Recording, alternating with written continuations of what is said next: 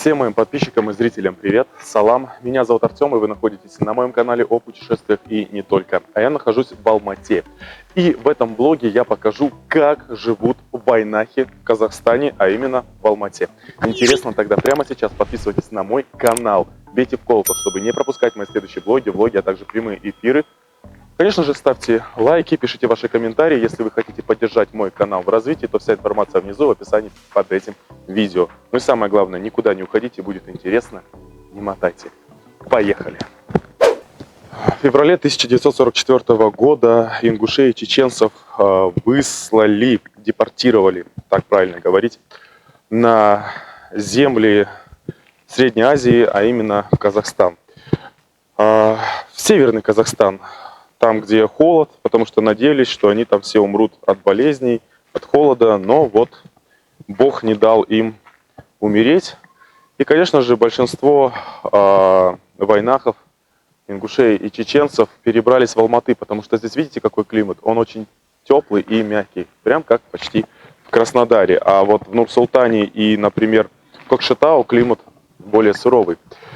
Хотел бы начать вот свой блог с момента, как здесь живут, в каких домах ингуши. Как видите, вот в таких вот хороших, правда, ну, не совсем как в самой Ингушетии, да, кирпичных домах, но все равно приятные домики. Вот здесь живут по улице Береке ингуши. Ну и несложно догадаться, по вот таким вот красивым воротам, кто здесь проживает. Точно ингуш. Причем вот в таком шикарном доме. Вот, не знаю, чей. Я могу ошибаться. Может быть, казахи делают такие красивые ворота, но мне сказали, что здесь проживают именно вайнахи. Чеченцы и ингуши. Вот. Наверное, многие из вас сейчас задумались, скажут, вот их депортировали. Должны, наверное, жить хуже, чем русские, здесь и казахи. На самом деле нет, друзья мои. А Бог все видит. Бог все слышит, и Бог восстановит эту справедливость. И даже если вдруг это ингушский дом, да, и дом ингуша, я только за него порадуюсь, потому что этого мало, он достоин большего. То, что сделала власть советского времени, именно сталинская власть, ей нет оправдания. Поэтому ингуши достойны вот таких домов строить, и чтобы у них реально процветал бизнес, чтобы их люди были счастливы и у них рождались здоровые, крепкие дети, их будущее. Они этого достойны уж. Поверьте мне. Ой, вижу, автобус даже здесь ходит. Солнце светит. Еще немножечко с вами прогуляемся, а потом уже зайдем в гости. Какой из этих домов, я вам не подскажу. Вот здесь тоже точно живет ингуш. По воротам определяю. У ингушей всегда красивые ворота. Да и у чеченцев в том числе. Давайте я не буду делить ингуш, чеченец, буду называть братьями вайнахи. Вайнахи это никакая не нация, то есть это не как вот русские, не как немцы или французы. Вайнахи, так себя обозначают чеченцы и ингуши, переводится это слово как «наши люди».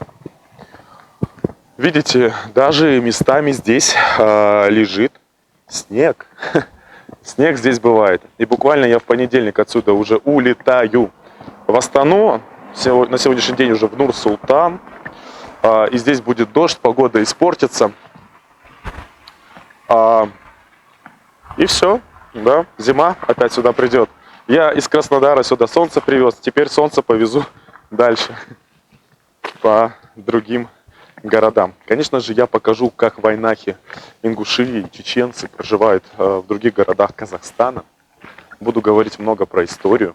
Буду показывать и мечети.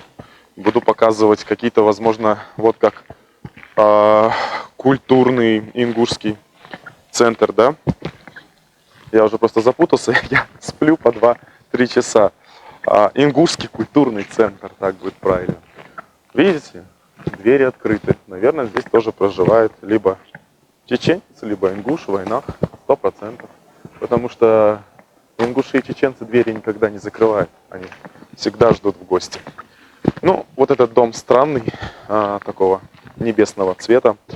Не знаю, кто здесь живет. Ну, думаю, вряд ли уже здесь ингуш проживает. Либо чеченец, точно не в войнах. Думаю, уже, может быть, русский, либо казахи. А вот здесь, наверное, ингуши. Вот, опять ворота открыты. Но прямо сейчас я отправляюсь в гости. Покажу вам, как встречают войнахи. Ну, конечно, в гости к ингушу иду. Ну, что скрывать, друзья? Скрывать не буду. Иду в гости к ингушам, потому что больше я говорю за ингушей, но диаспору в Астане, по-моему, или в Кокшетау, не помню. Там мне Али поможет кто-нибудь там встречать и сопровождать. Чеченцы очень бы хотели видеть меня. Даст Бог, получится. Еще бы я заглянул к уйгурам, но не хватает у меня времени. А может быть и получится здесь, в Астане, на пару часов организовать встречу. Я, кстати, с имамом познакомился вот в мечети. Он уйгур по своей национальности. Вот. Может быть, мы даже спросим. Можно с вами пообщаться? Здравствуйте. А вы на русском говорите? Нет, я не говорю. Я просто хотел спросить. Здесь, мне сказали, проживают войнахи, ингуши и чеченцы. Чеченцы и ингуши проживают здесь. Это, да, улица? Не обманули меня? Нет. Да. Там, где большие дома. Это там. А здесь казахи, да? А русские есть? Я русский просто, из Краснодара приехал. Есть, да? Вот этот дом такой синий был, красивый, небесного цвета. В конце этой улицы, это кто там проживает? Татарин. Татарин. Просто такая постройка необычная. Я гадал, стоял. Вам здоровья, спасибо. Так, вот видите, правильно мне подсказали. Там все-таки татарин в небесном доме проживал. Вот в больших домах, сказали, ингуши живут. В маленьких нет. Ну хотя вот ворота тоже как ингушские. Это точно ингуш проживает. 100% здесь ингуш проживает, 100% здесь ингуш проживает. Это просто безоговорочно. Видите? Говорит, проживает в больших домах. Ладно, идем в гости. Ну что, друзья, меня пригласили в гости ингуши. Снова к чеченцам я скажу уже в Нур-Султане, либо в Кокшетау, по-моему. Ну, короче, следите. Для этого нужно подписаться на мой канал. И я хотел бы показать, как живут ингуши здесь, в Алмате. И они живут точно так же, как в Республике Ингушетия или в том же Краснодаре, либо, я не знаю, в другом городе, в Москве. Но все равно, вы же хотите увидеть. Я думаю, что многие вещи и атрибуты в этом доме, например, как крик детей, будет для вас знакомы. Да пускай кричит, скажи, можно. Детский крик — это всегда здорово. Так, я в гостях нахожусь у Тейпа Тумгоевых и Арсамаковых. Это значит, да. А то у меня одни Евлоевы, Дамальсаговы. Вот. Ну что, пойдемте тогда. Я не буду показывать хозяина дома, да, хотя он мне разрешил. Вот такая кухня. Женщины сейчас скажут «Вау!», потому что большая кухня — это всегда очень здорово. И сразу можно заметить большой стол, а это значит, здесь у вас большая семья. По детям, тут только маленький, не буду много показывать, чтобы не сгладить. Вот, еще есть вон более повзрослее парниша ходит. Детей много, значит, и родители. Так, туда мы не заходим, святое место. Вот, это там спальня, некрасиво. Ну, не надо. Вот, я это показывать не буду, это неприлично. Подписчики поймут. Это зал, видимо, да, где телевизор смотрели, либо когда приходят какие-то гости, вот у ингушей так принято, чтобы дети не мешали, да, передавай салам. Вот. Не стесняется. Да. Так, второй этаж тоже спальня, да? Да, там спальня, в почевальню мы не пойдем. Ну и, наверное, самый главный зал, где вот встречают гостей и меня ждут, пока я здесь хожу. Да. А вот он, ингушский чай. Сейчас будете рассказывать немножко, да?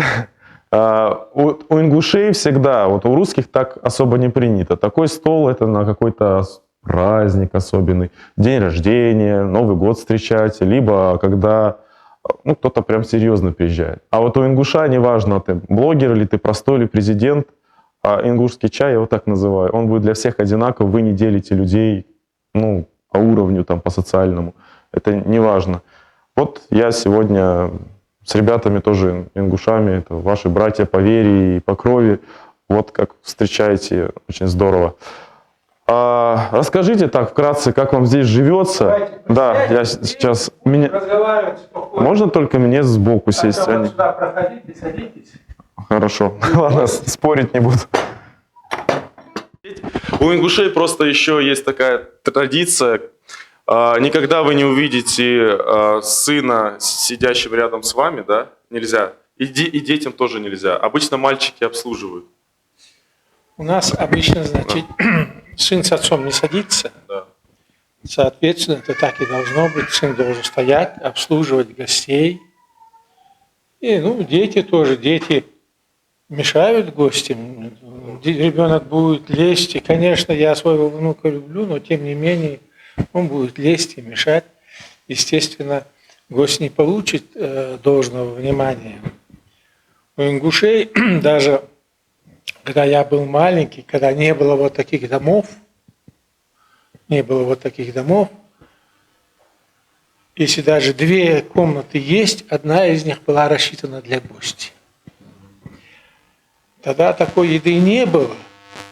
Из того, что было, там, конфеты или что-то такое, да, всегда было отложено для гостя. Все. Гость – это, скажем так, это самый важный человек. Гость, ему должны оказывать самые лучшие почести. Кто бы он ни был, это не имеет значения. Ну, вот если не придавать значению этому слову, для вас, ну, я так буду говорить за себя, для вас гость, как я уже сделал, это что-то святое, такое важное. И так просто, ну, даже если враг у вас забежит к вам во двор, мне сказали, то 3 дня вы его трогать не будете. Вот. А вот на 4-й, когда он покинет двор, возможно, и то не в спину, там, через какое-то время, у вас эта традиция, она испокон. В своем доме даже кровника трогать нельзя. Любой человек, который спасается, даже незнакомый человек забегает, там за ними гонится, он заходит к тебе во двор и говорит, вот за мной гонятся, и просит помощи. Ни один ингуш этому человеку, независимо от нации и религии, будет оказана 100% защита. Я вот как-то читал одну книгу, сейчас я не помню, это во времена Ермолова, когда вели войны, когда шли.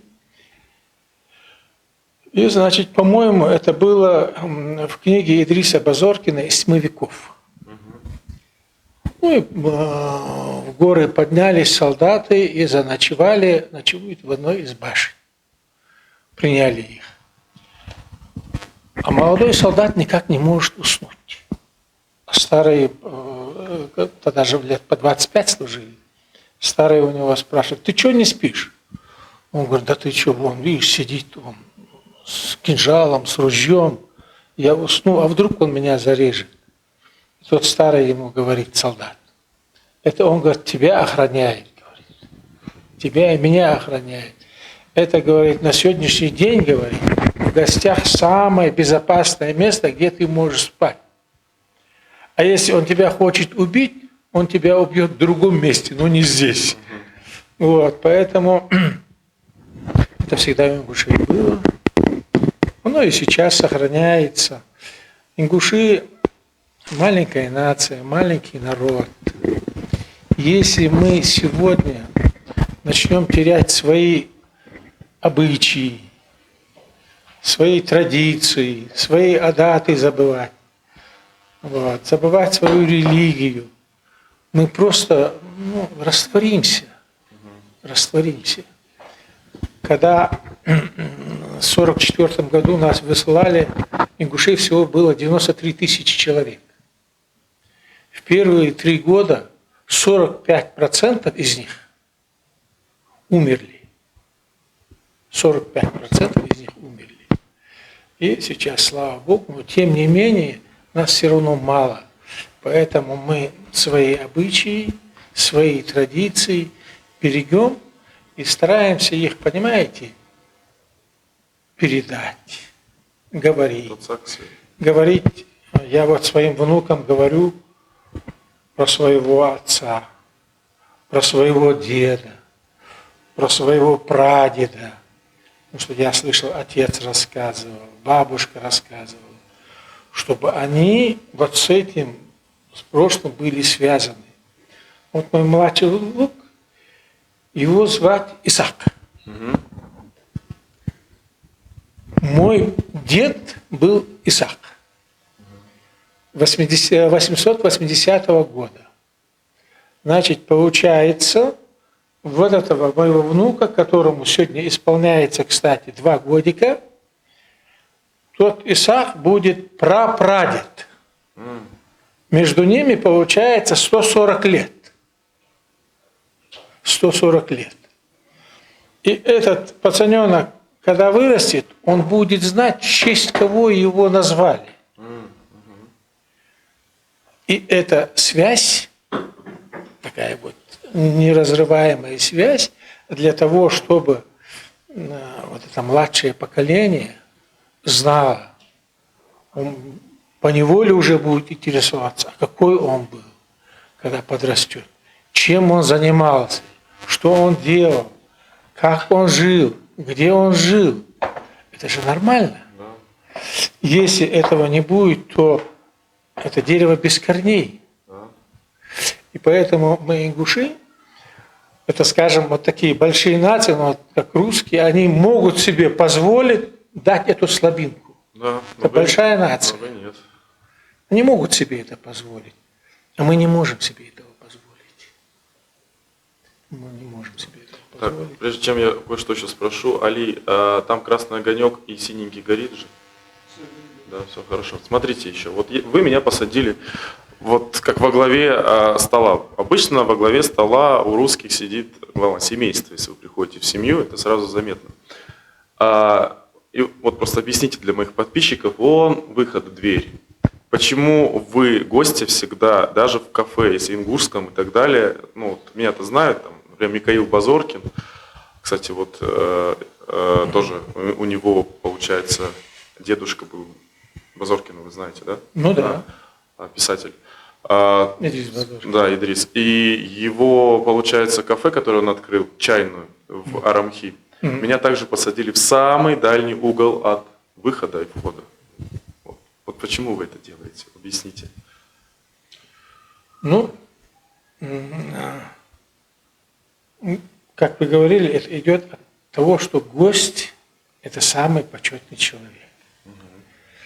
Ну, сегодня у меня гость и вы, и вот эти ребята тоже, это мои родственники, они тоже гости. Но тем не менее, среди гостей бывает один более почетный. Хотя бы просто потому, что вы один среди нас другой национальности. Вы другой национальности. Вы в Алмате первый раз. Ну, может, не первый раз, но во всяком случае в моем доме первый раз. Вы, значит, Артем, среди ингушей уважаемый человек, несмотря на вашу молодость. Как я уже сказал, вы делаете для ингушей много. В современное, настоящее время, знаете, самое тяжелое – это доказывать правду. Ложь доказать легче. Доказать правду сложнее. И правду сказать сложнее. Правду сказать сложнее. Да. Доказать ее сложнее. Люди врут. Лучше соврать, чем правду сказать. Вот. Вы человек, который сегодня говорит правду про ингушей. И для нас, ингушей, очень важно, что это говорит представитель другой нации. И не просто другой нации, а говорит представитель русской нации. Как бы то ни было, Ингушетия находится в составе России. В России русские – это государствообразующая нация. Титульная нация это называется. Титульная нация. Титульная нация, как бы то ни было, конечно, за государство отвечают все. Я гражданин Казахстана. Вот. Каждый гражданин должен отвечать за свою страну. Но, тем не менее, титульной нации, на ней лежит большая ответственность. И для нас сегодня важно, что нашу проблему нас многие не слышат. Может, нас не хотят слышать. Это другой вопрос. Вот. Вы эту проблему поднимаете, говорите. В данном случае ничего не приукрашиваете, не добавляете, не отнимаете. Называете вещи своим именем. Белое говорите белое, черное говорите черное. И поверьте, для нас очень важно.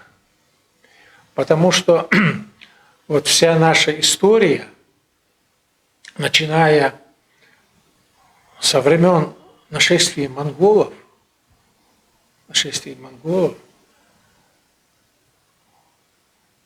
мы всегда отстаивали свое место под солнцем. За свою историю, наверное, ингуши раз 5-6 спускались на равнины и уходили в горы. Горы нас спасали. Наши предки говорили всегда: берегите горы. Потому что в то время горы были спасение. Там нас никто не мог достать. Вот. Нация уменьшалась, увеличивалась. И вот сегодняшнее положение для ингуша, для любого ингуша очень болезненный вопрос, вопрос пригородного района. Вот. Вот вы его освещаете, другие вопросы освещаете, да? Вопрос реабилитации, закона реабилитации, который приняли почти 30 лет, 28 лет тому назад приняли. И мало того, в 2005 году Конституционным судом Российской Федерации был этот закон, хотели же ликвидировать соседи ваши. Точнее, я не буду говорить за всю нацию, Осетия говорить и так далее. Есть власть, которая хотела в 2005 году этот закон ликвидировать, чтобы он не был исполнен. Но Конституционным судом Российской Федерации было постановлено, что закон в действии, но только этот закон, его забывают, и про него никто не напоминает. Но он есть, и когда я говорю, что этот закон есть, я не нарушаю закона, там все прописано. Там все прописано, да. Там ничего нету такого. Просто... Например, что касается вашего братского народа, чеченцев, им земли все вернули, даже, может быть, и больше.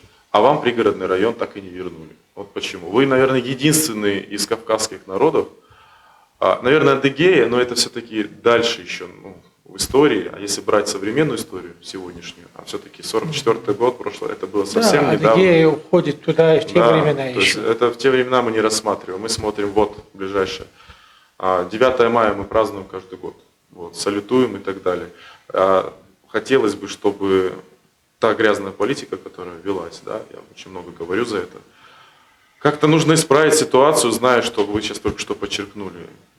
Появляются 5 детей, а то еще и 7, а то я знаю, у кого 13 детей, а у некоторых 4 жены, и от каждой там чуть ли не по 6-7 детей, и такое бывает. Вы размножаетесь. Да, есть сейчас коронавирус, и старики очень подкосило. Это не только в Ингушетии, но во всех регионах. А жить-то где-то нужно. И не все хотят уезжать за границу. И все хотят жить на своих землях. И многие, кто проживает в Казахстане, они хотят проживать именно в пригородном районе. Они говорят, мы не хотим жить на Заране, в Магасе. Да, это наша земля. Но моя земля, где родились мои предки, и деды, отцы, это пригородный район, а для вас это настолько свято, что как мать родная для вас земля. То есть многие это могут не понять. Вот я родился в Барнауле, Алтайском крае, мне не понравилось, я уехал в Москву, не понравилось, живу в Краснодарском крае. Мне все равно, где умирать. То есть потому что мой дед немец, то есть для меня эта земля все равно. Он был также репрессирован в Казахстан, здесь в Караганде проживает мамина сестра родная, русская, вот. Здесь уже семья тоже, вот нас. Эта семью тоже коснулась. Может быть, Бог привел на ваши земли, и дед об этом, Царство Небесное, мне говорил, что ты к этой теме подойдешь, потому что это тоже наша тема. Подрастешь когда. А я пацан, мне что это? Молодежи, зачем это все? Ну да. И в итоге деда нет, он бы сейчас мной гордился, потому что я подошел к этой теме. Это то же самое, что с вами. Только с вами жестоко. С немцами не так. Там, конечно, не хочу про себя говорить, там вспоминать, что сделали с прадедом и с прабабушкой. Ну, их расстреляли. А дедушка попал в Украину, имя изменили. Всю судьбу сестер, братьев раскидали по всему Советскому Союзу. Ну, хоть так, хоть спасли, тут тоже повезло, можно сказать. И вот в Казахстане, вы знаете, что на Алтае, в Сибири много немецких деревень. То есть вот, и в Казахстане много немцев было. Это когда Германия объявили, что можно подвернуться, там была программа целая. Немцы отсюда просто стали уезжать на родину, потому что... У нас в классе 1/3 немцы были. Ну вот, видите. И хотелось бы, чтобы... Сколько проживает примерно в Казахстане ингушей? Ну так, на скидку. Ну, скидку, 1020. 1020. Да. И вот я думаю, за всех говорить не буду, ну, процентов Я 90. точно не могу Да. ответить за цифру, будем примерно. процентом отношений. Вот из этих людей, количество, там, десятки тысяч людей, я думаю, что процентов 90 хотели бы вернуться домой. Я бы не сказал, что процентов 90 хотят вернуться домой. Почему? Я скажу. Вот, например, я опять возьму пример свою семью. У меня отец умер в 95 году, ему было всего 63 года. Он, сколько я себя помню, каждую весну он собирался уехать на Кавказ. Он бредил этим. Когда выселяли, ему всего было 12 лет, но тем не менее он этим бредил. В 95 году умирает отец, 63 года. Год тому назад похоронили мать. Мать мужа, когда здесь похоронили, все, она тоже здесь. Получается, в казахской земле лежат мой дед, моя бабушка, отец, мать, один брат, я уже не говорю, тетки, дяди, родственники, кроме этого. И мы, вот то поколение, да, которое родилось и выросло здесь, я бы не сказал, что 90% хотят уехать.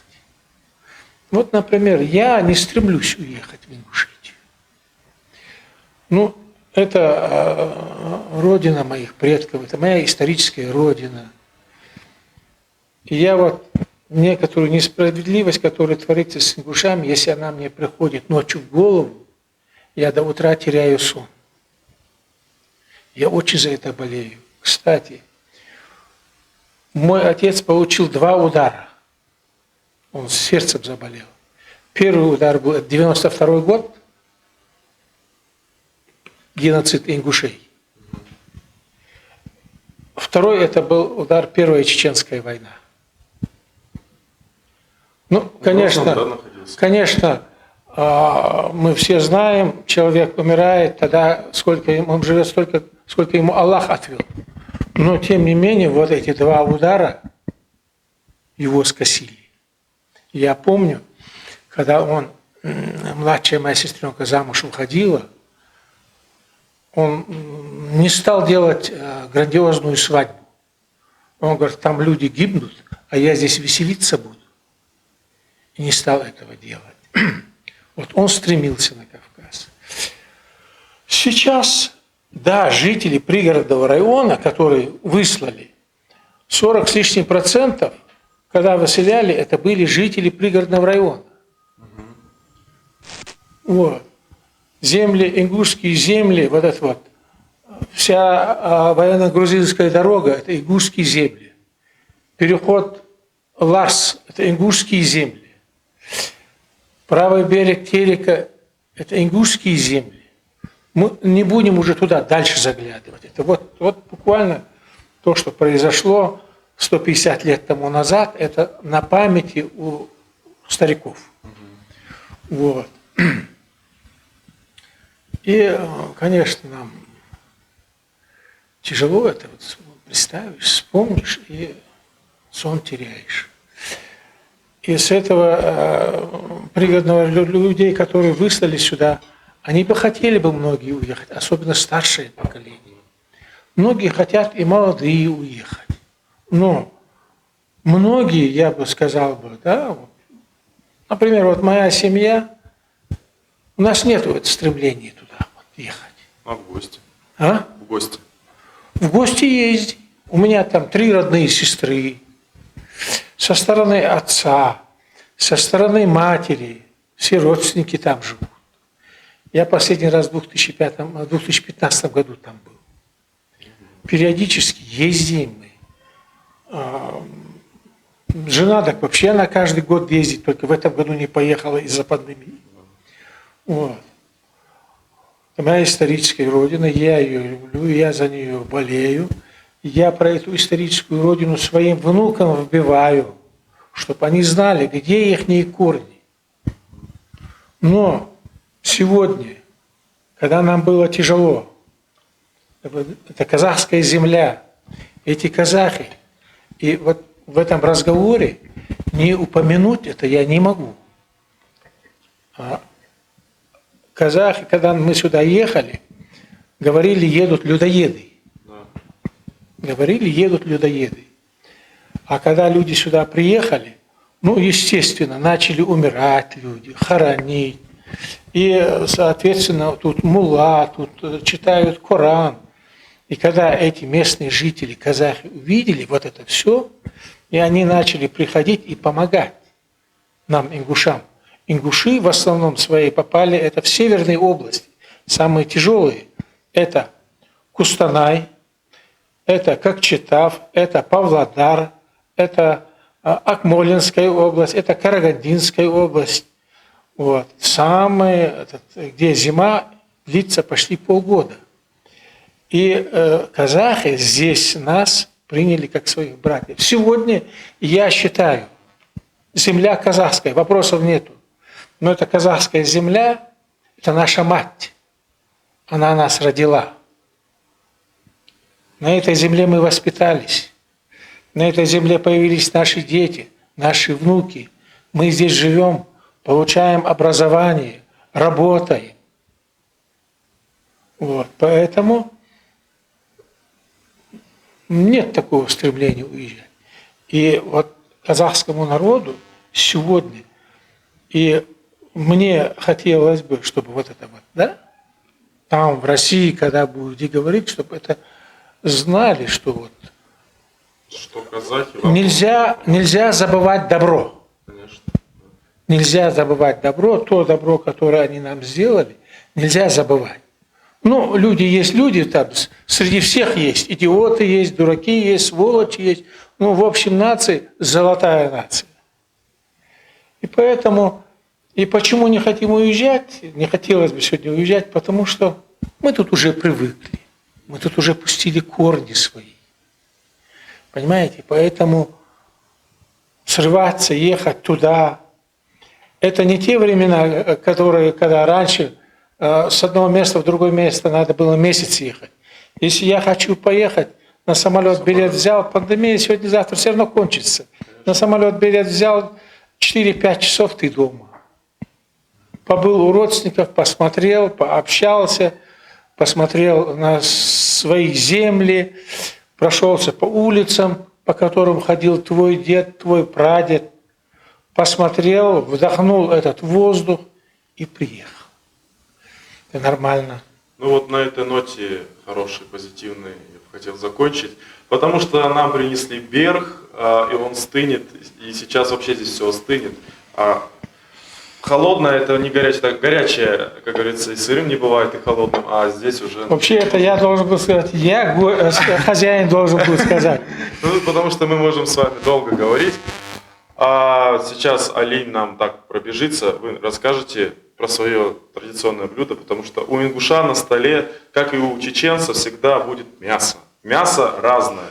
И баранина, и говядина. Я люблю Артем, курицу. вы наши блюда знаете лучше меня, зачем его рассказывать вот вам? от хозяина надо, чтобы хозяин рассказал. Вот, например, берг. Давайте вы расскажете, как его едят и с чем. Ну, если так взять, это, в общем-то, это как приправа. Так. Это приправа, вот казахи готовят, там тесто, мясо, и сверху поливают. А у нас это все отдельно стоит, берешь, макаешь туда и кушаешь. Один хочет приправу больше, чтобы соли было, и другой хочет больше перца. Он так, как ему надо, готовит эту... А я вижу на столе сало или что-то. Ну как это выразиться? Но, или что это?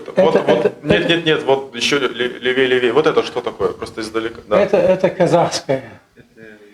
Это каза. Ну, это как сало просто из свиньи делают. Нет, мы не нет, едим нет, свинью, и вы не едите. Это не свинина. Свинина здесь не будет. Да, это канина. Просто выглядит как... Да, это канина. Ну, в принципе, сало это не обязательно. Это индейка с мясом. Это вместе. Гибрид. Понял. Это как Его это? когда режут, специально режут, Ну, вот, вид чтобы такой. сало было и чтобы мясо было. А почему сразу в сало подумали про свинью? Почему это мы так подумали? Тоже. Сало не только бывает. Подсознание, Ну, это да. сало уже это свинина. У как меня бы, да? ассоциация с Украиной. Сало в шоколаде. А вот это каза, это самый деликатес. Вот все родственники, когда мы едем туда, на Кавказ, просят хаза. И вот хазы, как бы его не готовили, вот у меня дома мать готовила, мы готовили, лошадь забивали. И вот именно как казах его приготовит, ну не умеет никто другой так хазы готовить. Это их традиционно. Это вот, значит, Так, ну, сейчас попробуем. да, все остальное. в Давайте, принципе, пока не остыло. да. Если у вас будет желание, что-нибудь еще продолжим. Ну и для всех подписчиков я хочу сказать, что и повторить, что жизнь ингуша за пределами республики, как вы видите, ничем абсолютно не отличается. Люди также ходят в мечети, 5 намазов, также встречают гостя, столы такие же. Да, дома разные, но это, как говорится, кто на что учился. Да? Но вообще ингуши любят большие дома, потому что большие семьи, много детей, внуков, вот вы говорите, что побольше было. Спасибо вам огромное за приглашение, потому что я не люблю сейчас снимать, как мы будем кушать, это некрасиво. А подписчикам тоже сейчас прям хоп, побежали на кухню, чтобы покушать. Ну и, конечно же, подписывайтесь на мой канал, поставьте лайк и не забывайте, не ищите 1000 причин не путешествовать, ищите миллион причин, чтобы поехать и полететь. С вами не прощаюсь, я говорю вам до встречи.